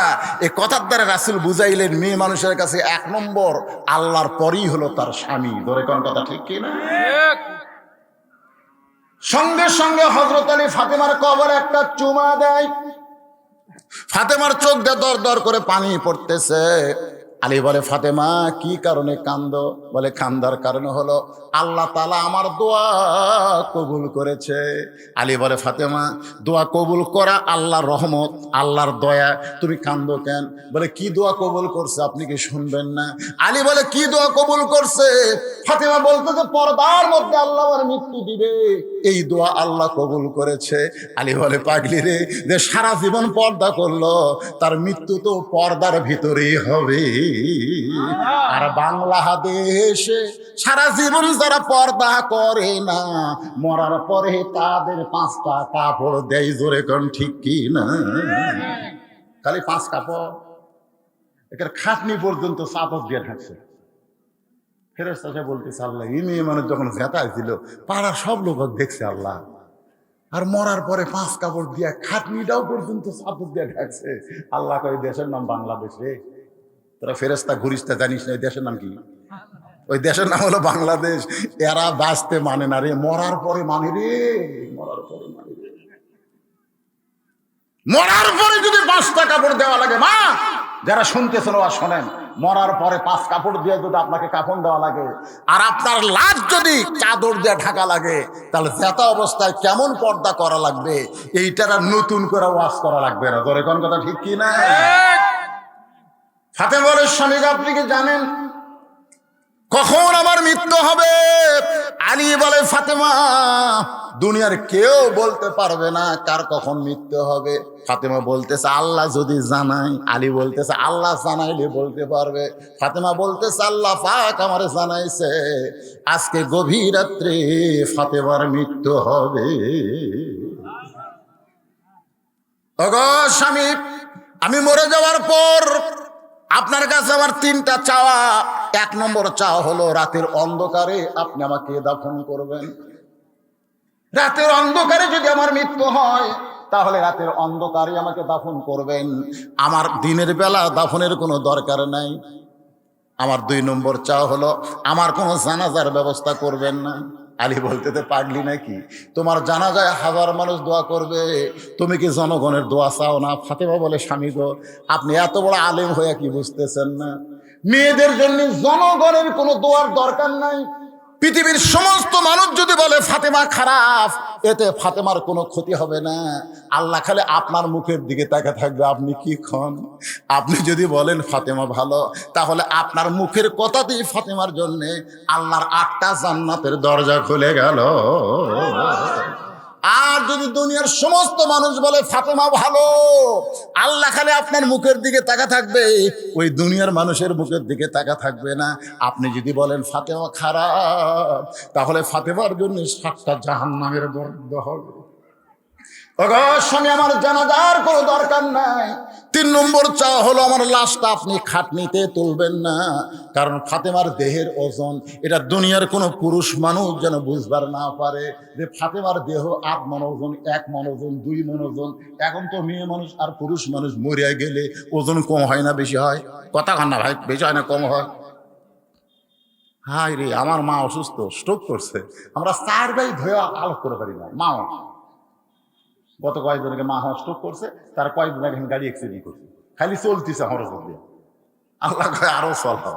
আর মাঝে মধ্যে পুলিশও ঘুরতেছে। কি যে বিপদ হতেছে ভাই। আল্লাহ কোরআনে বলেছে কোনো বিপদ না। ওয়ালা নাবলুওয়ান্নাকুম, এগুলো যখন পড়ি না তখন মনের মধ্যে খুবই শান্তি হয়। ওয়ালা নাবলুওয়ান্নাকুম বিশাইইন মিনাল খাউফি ওয়াল জুই ওয়া নাকসিম মিনাল আমওয়ালি ওয়াল আনফুসি ওয়াস সামারাতি। সবাই বলেন ওয়াবাশশিরিস সাবিরিন। আপনি আমাকে কাঁধে করে নিয়ে রাতের অন্ধকারে আমাকে দাফন করবেন। হযরত আলী ফাতেমাকে একা একা দাফন করেছে। দাফন করার পরে আল্লাহর কাছে বলে, আল্লাহ ফাতেমাকে কবরে দাফন করলাম, কবর দিলাম, তুমি আমার ফাতেমাকে কবুল করে নাও। এই দোয়া করাও সারা তাকায় দেখে সামনে কয়েকটা পুরাতন কবর। আলী কয় কে? এখনই ফাতেমার কবর দিলাম, সেই কবর কোন জায়গায়? গোটা জান্নাতুল বাকি। হযরত আলী দৌড়ায় আর বলে ফাতেমার কবর, ফাতেমার কবর। কে যেন ডাকতে বলে, আলী রে, কিয়ামত পর্যন্ত যদি তুমি হায়াত পাও আর কিয়ামত পর্যন্ত যদি ফাতেমার কবর খুঁজতে থাকো, তুমি যত বড়ই জ্ঞানী হও আর ফাতেমার কবর খুঁজে পাবে না। ফাতেমা পর্দানিশী, আমি আল্লাহ তার পর্দাকে কবুল করে তার কবরটাকেও কিয়ামত পর্যন্ত পর্দা করে দিয়েছি। আমার মায়েরা, যারা ফাতেমার সঙ্গে জান্নাতে থাকবেন তাদের 1 নম্বর আমল হলো পর্দা। পুরুষের 1 নম্বর আমলের নাম কি? নামাজ। আরো জোরে কান। আর নারীদের 1 নম্বর আমলের নাম কি? পর্দা। এর জোরে কওয়া লাগবে, নাম কি? পর্দা। আপনার নামাজ কি বাড়িতে পড়বেন না মসজিদে পড়বেন? আজকে এখানে পড়েন, কিন্তু এরপরে 5 ওয়াক্ত নামাজ কোথায় পড়বেন? সেই মসজিদের উন্নয়ন কল্পে আজকের এই মাহফিল। আপনাদের কাছে একটু রুমাল যাবে, ব্যাগ যাবে। এই সময় যদি কেউ মনে করেন এটা মসজিদের এইরকম হচ্ছে, মুখের আগে দান বাক্স আসে না ভাই? কথা এখন আসে কি আসে না? তা আপনি এখন খেয়াল করতেছেন পকেটের দিকে, আল্লাহর দিকে খেয়াল নাই। খেয়াল কোন দিকে? পকেটের দিকে। 500 টাকার লোট আছে রে, হলো না। 200 টাকার লোট আছে রে, হবি না। 100 টাকার লোট আছে রে, না। 10 টাকার লোট নাই, নাই রে, নাই রে। দান বাক্সক বলতেছে নাই রে। মারছে ঠেলা, এত জোরে ঠেলা মারছে, 3 জন মুসল্লি পার হয়ে গেছে। ওরা 3 জন বলতে যাই ভাই তোর হাতত জোর আছে রে, তুই ঠেলা মারে হামলা বাঁচলাম রে। ফেরেশতাকে আল্লাহ, এই শয়তানের কাণ্ড তুমি থাকো না, যে তোমার ঘরের দান বাক্স ঠেলা মারে। এই মানুষ শয়তান, এর কান্দর থাকে আমি কি লেখবো? এর পকেটে 500 টাকা, 200 টাকা, 100 টাকা আছে, আর কি জন ঠেলা মারলাম? যে নিজের পকেটের টাকার দাম দিল, তোমার ঘরের দাম দিল না, এই শালা হলো শয়তান, এর কান্দ তুমি থাকো না। আল্লাহ কয় থাক থাক থাক, আজকে শয়তানি করলো, আর একদিন হয়তো দিবি, ঠিক কিনা বলেন? তা আপনার কাছে যখন ব্যাগ যাবি, রুমাল যাবি, তখন কি আপনার ঠেলা মারবেন? কারা কারা ঠেলা মারবেন হাত তুলুন তো দেখি। সবাই দিবেন? মসজিদের জন্য সবাই দিবেন? কারা কারা দিবেন আল্লাহকে একটু হাত দেখান তো ভাই দেখি। কে কে হাত তুলনি রে? 10 টাকা, 20 টাকা, 50, 100 যে যা পারবেন এটা আল্লাহর হাত টান টান করে তোলেন তো। মাশাআল্লাহ, হাত নামান। যাও যাও, ভিতরে যাও। পকেটের যেটা বড় আছে সেটা দিবেন। সেনাটা দেন না ভাই, সেনা টাকা দেন, আল্লাহ দেন না, ধরা কিন্তু খাবেন। হ্যাঁ, সেনা টাকা আর ছোট টাকা দিবেন না, বড়টা দিবেন, যেটা আপনার পকেটে বড় আছে। লান তানালুল বিররা হাত্তা তুনফিকু মিম্মা তুহিব্বুন, আল্লাহ কোরআনে বলেছে যেইটারই তুমি বেশি মহব্বত করো ওইটাই তুমি আল্লাহ রাস্তায় দান করো, ওইটাই দেন, আজকে দিয়ে দেন। ডাক্তারের কাছে যাওয়া লাগবে না। সাদাকাতু তারুদ্দুল বালা, দান সদকা করলে আল্লাহ বালা মুসিবত দূর করে দেয়। দেন, পকেটের বড় টাকা দেন। যে কেউ যদি মনে করেন হুজুর এতদিন পরে আইসেন, আমি ব্যাগের মধ্যে না দিয়ে আপনার হাতে 1000 টাকা দিব মসজিদের জন্য, 2000 টাকা দিব, 5000 টাকা দিব, আমি তাদেরকে বলবো তারা ব্যাগের মধ্যে না দিয়ে 5 মিনিট টাইম দিলাম, ওই 5 মিনিটের মধ্যে এখানে এসে দেন। এমন কোন আল্লাহর পাগল আছে যে মসজিদের জন্য 5000 টাকা দিবেন? তাহলে এখানে টেজে এসে দেন।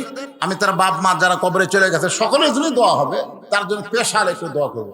ওই মুরব্বী উঠলো কেন? উনিকে হাত তোলো নিয়ে, ওই যে একটা মুরব্বী আপনার কাছ থেকে যাচ্ছে, একেবারে ব্যাগত 10টা টাকা দিয়ে দাম বা হাজি সাহেব দেন, সবাই দেন, সবাই দেন, সবাই আল্লাহর রাস্তায় দেন।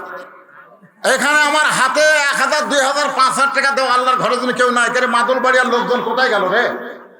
আল্লাহ মাঝখান থেকে একজন পাগল 100 টাকা দান করেছে, আল্লাহ তার দানকে কবুল করেন। বাকি সহসভাপতি মোজাম্মেল হক সাহেব 2000 টাকা নগদ করছে দান, আল্লাহ তার দানকে কবুল করেন, আল্লাহ নেক নিয়ত নেকাশা পুরা করেন। সকলে বলে আল্লাহুম্মা আমিন, জোরে বলে আল্লাহুম্মা আমিন। Sub registrar Sherpur sub registrar অফিসের দলিল লেখকের পক্ষ থেকে সভাপতি সেক্রেটারি 10,000 টাকা। সাব রেজিস্ট্রার দলিল লেখক অফিসের পক্ষ থেকে সভাপতি সেক্রেটারি সমস্ত দলিল লেখকের পক্ষ থেকে 10,000 টাকা এই মসজিদ ঘরে দান করেছে। আল্লাহ তাদের দানকে কবুল করুক, জোরে করে আমিন, জোরে বলে আল্লাহুম্মা আমিন। এই ব্যাগতে 1 টাকাও পড়েনি রে, যে পরে এই ব্যাগ উঠতে পারলো রে বা গেছে গেছে তো টাকা নেই, কে ব্যাগ টাকা নেই, আর এক ব্যাগ গেছে। মাশাআল্লাহ, সবাই দিবেন। হ্যাঁ, সহসভাপতি নগদই দিয়ে দিয়েছে, টেবিলত কোনো টাকা নেই। এই প্রথম 2000 টাকা লোকের, আর কোনো অতিথি আসেনি। এতগুলো যে নাম দিয়েছেন বিজ্ঞাপন তো। ও আচ্ছা আচ্ছা আচ্ছা, আসলে দুই রকম সিস্টেম। একটা হলো দেখবেন দামি দামি বাস বগুড়া থেকে যেগুলো ঢাকা যায়, শেরপুর থেকে ঢাকা যায়, তার টিকিট কি বাসের মধ্যে হয় না কাউন্টারে হয়? কাউন্টারে হয়। তারা আবার কাউন্টারে টিকিটের ব্যবস্থা করছে, বুঝলেন? আমার পক্ষ থেকে 1 লক্ষ টাকা ছাড় দেওয়া। লিল্লাহি তাকবীর। আজকের মাহফিলের সম্মানিত সভাপতি সাহেব, ভাইদের নামটা হচ্ছে আহমদ আলী সাহেব, 1 লক্ষ টাকা ধরে বলেন মারহাবা। আল্লাহ তোমার ঘরে 1 লক্ষ টাকা দান করবে। আল্লাহ এই দানকে, বিশাল দানকে আল্লাহ তুমি কবুল করো। আপনজন যারা কবরে গেছে, বাপ মা সব জীবিত আছে? বাবা কবরে চলে গেছে। বাবার কবরকে জি লুৎফর রহমান মাস্টার সাহেব 50,000 টাকা ধরে বলেন মারহাবা। এমনি মাদল বাড়ির যুবকেরা তো সব এখন সাইজ হয়ে গেছে মাশাআল্লাহ। এই যখন পুচকা ছিল, পুচকে এই ছোট, ও মুরব্বী করি হলো, ওই মুরব্বী তো সেই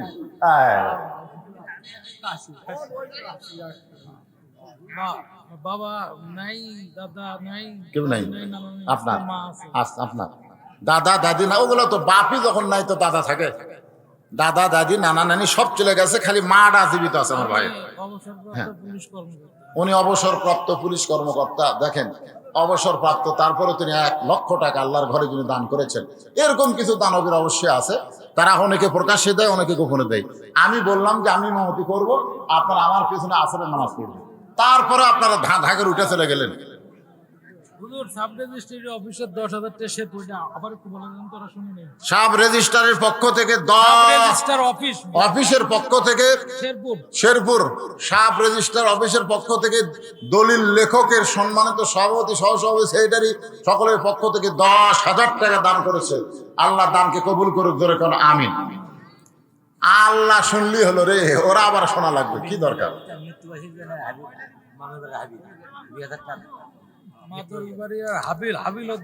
মাদুলবাড়িয়ার হাবিল উদ্দিন 2000 টাকা নগদে করছে দান। আল্লাহ তার দানকে কবুল করেন, আল্লাহ নেক নিয়ত নেকাশা করেন, আল্লাহুম্মা আমিন। সব টাকা তেজত যে কটা টাকা উঠলো, কুড়ি গেল সব, এই যে টাকাগুলো উঠলো সব টাকা মিলে এই কয়টায় মা বোনদের মধ্যেও যাবেন, ওরাও দান করবে।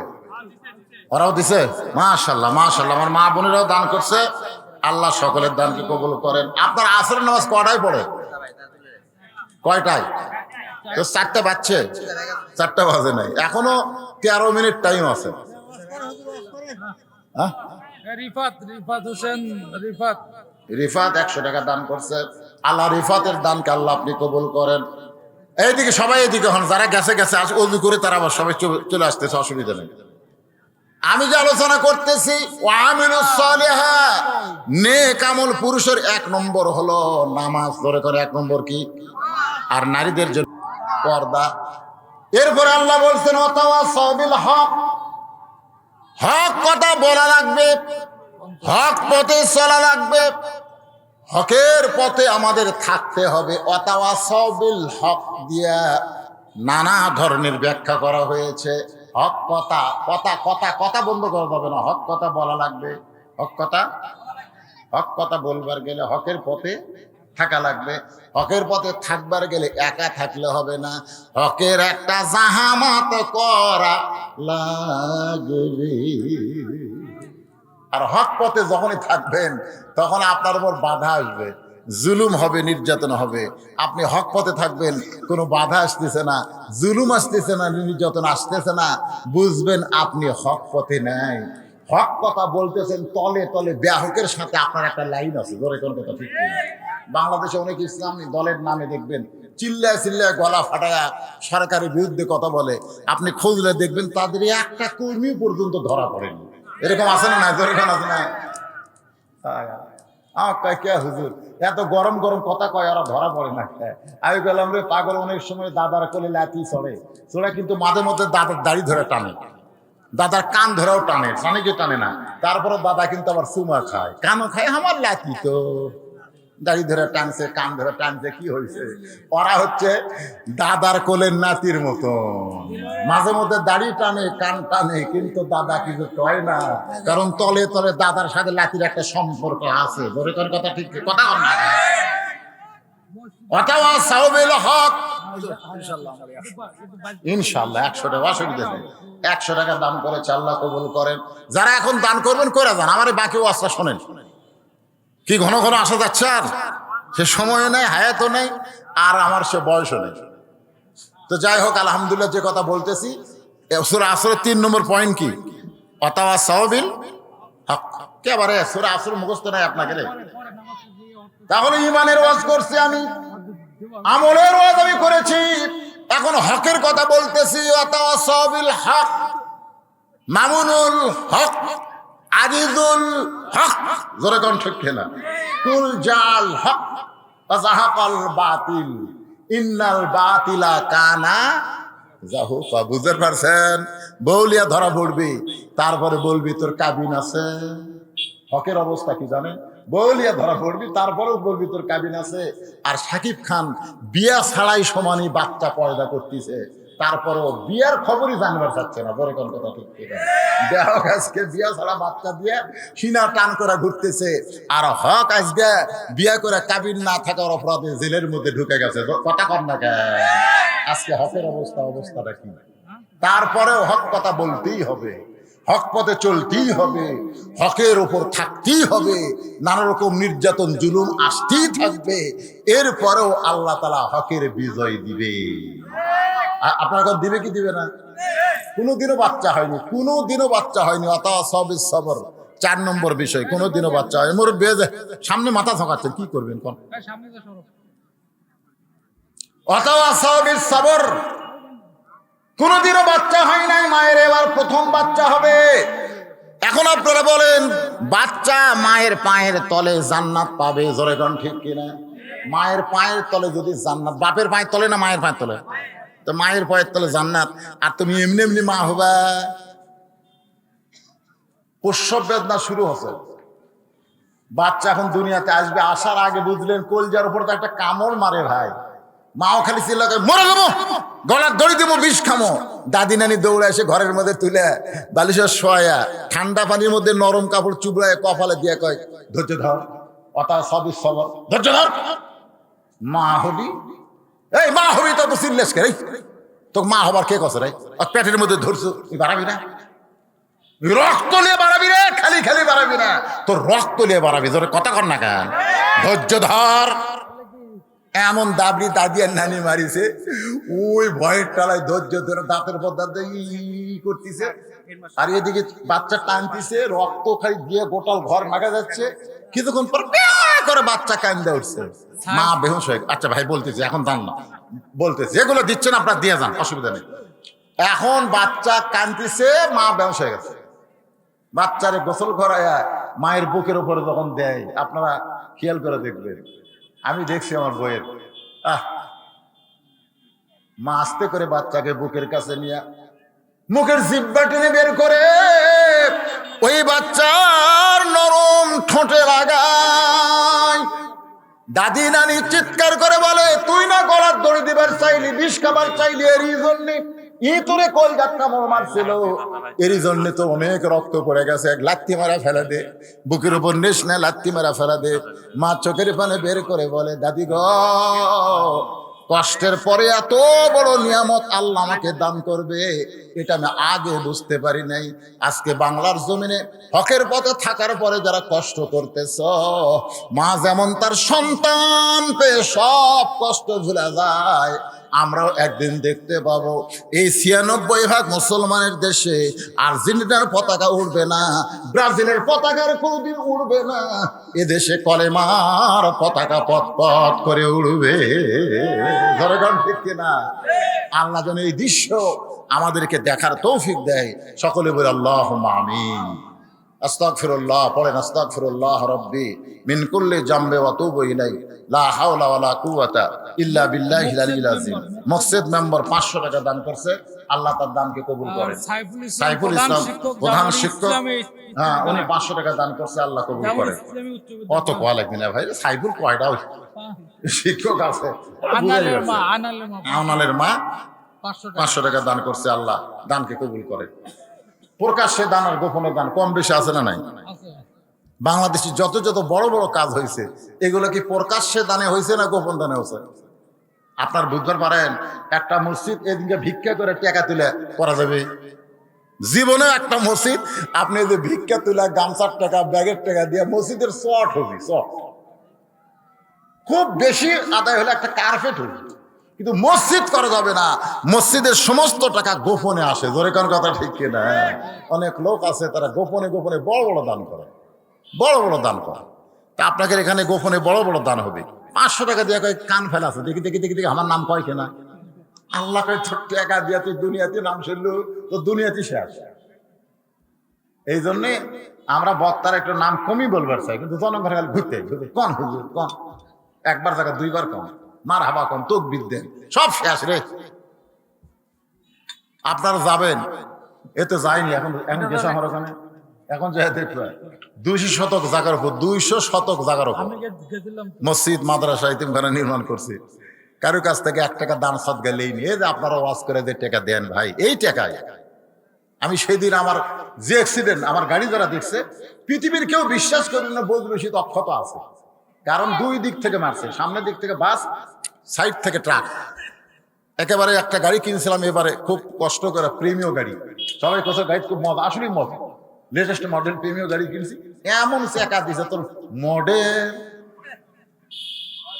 কিন্তু ভাই গাড়ি ভাঙ্গা চুরবার হলে কি হবে? আল্লাহ এই পাগলা ভালো থাকে। আমি কি জন্য ভালো তো, আমি ৩টা কারণ দেখলাম। ১ নম্বর কারণ হলো, যেদিন আমার অ্যাক্সিডেন্ট হতো তার পরের দিন আমার বেতন দেওয়ার দিন। কি দেওয়ার দিন? বাবুরসি চাই আছে, হুজুর বেতন দিবি, মাদ্রাসার মোহতামিম চাই আছে, শিক্ষকেরা চাই আছে, কারি সাহেব, হাফিজ সাহেব সবাই চাই আছে, হুজুর আজকে বেতন দিবি। তো সেই দিন আমার মারা হাল দিলে কাম হবে?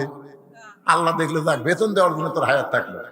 ২ নম্বর কাম হলো, আমার ৩টা মেয়ে ৩ জনই ৫ ওয়াক্ত নামাজ পড়ে, তাহাজ্জুদ পড়ে, তারা সবসময় দোয়া করে, আব্বা বিদেশে ঘরে দেশে ঘরে আমার বাপকে একটু হায়াত দাও। আর আমার একটা মা বাচ্চা আছে, ওই মা ওসিয়ত করছে, বাবা আমার জানাজা কিন্তু তো পড়ার লাগবে। আমি চিন্তা করি মায়ের দোয়া তো আল্লাহ ফেরত দেয় না, তো অন্তত মায়ের আগে আমার মারবি না। জোরে কোন কথা ঠিক কিনা? এই কয়েকটা কারণে আমি বেঁচে আসি পারে, তাছাড়া ওই গাড়ি বেঁচে থাকে আল্লাহ আল্লাহ পাকের একটা ইচ্ছা। আপনার ফেসবুকে আমি পোস্ট করছি, সবাই কয় হুজুর তো মরছে। আমার অন্তত 2 দিন খালি মোবাইল কথাই কয় না, আমি তো বদরুল রশিদ মোবাইল ধরতে কয় না। হুজুরের কখন মাটি হবে, কখন বানাতে হবে, ভাই আমরা গুরু খুলে যাবার চাই। আরে পাগলা, আমি নিদি বদরুল রশিদ, হুজুর আপনি মরেননি, আর মরবো কারে? মরার তো পোস্ট দেয়নি, গাড়ি ভাঙ্গার পোস্ট দিছি। আমি আর জীবন অ্যাক্সিডেন্ট করলে ওই গাড়ি ভাঙ্গারও পোস্ট দেবো না। নিয়ত করছে দিয়া লাভ নাই, দিলে মানুষ উল্টা বোঝে, তিলক মানুষ তাল বানায় দেয়, জোরে কোন ঠিক কিনা? তা আল্লাহ আমাকে হায়াতে রাখছে, আপনাদেরকেও রাখছে। একটা মোনাজাত করবো আমরা, বেজার হবেন? এই মোনাজাতের পরে এখানে আজান দিয়ে আমরা নামাজ পড়বো ইনশাআল্লাহ। যারা বাইরে গেছেন আসেন, তারাও ভিতরে আসেন, সবাই একসঙ্গে আমরা জামাতের সঙ্গে বিশাল জামাতে এখানে নামাজ পড়বো। আল্লাহুম্মা আমিন। আল্লাহুম্মা আনতাস সালাম ওয়া মিনকাস সালাম তাবারাকতা ইয়া যাল জালালি ওয়াল ইকরাম। আয় আল্লাহ তাআলা, মাদলবাড়িয়া, আয় আল্লাহ, প্রথম অধিবেশন জোহর থেকে আসর পর্যন্ত আল্লাহ মোনাজাতের মাধ্যমে শেষ হয়ে যাবে। তারপরে আবার রাতের বেলা অধিবেশন, আগামীকাল সকাল 9টা থেকে মহিলা অধিবেশন রয়েছে। আল্লাহ, যতটুকু আলোচনা সূরা আসর থেকে তোমার বান্দা বান্দির সামনে আমি করলাম, এর মধ্যে যদি ত্রুটি হয়, ভুল হয়,